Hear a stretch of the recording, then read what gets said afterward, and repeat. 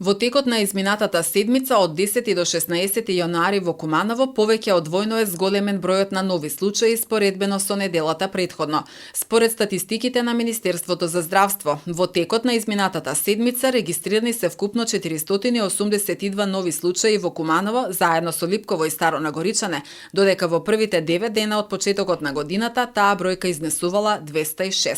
Најмногу нови случаи за еден ден биле регистрирани во четврток, дури 86 лица позитивни на COVID-19.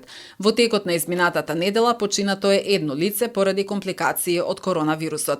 Заклучно, вчерашната статистика на Институтот за јавно здравје, во Куманово активни се вкупно 580 случаи. Од почетокот на пандемијата во Куманово, Липково и Старо Нагоричане регистрирани се 13.829 случаи позитивни на COVID.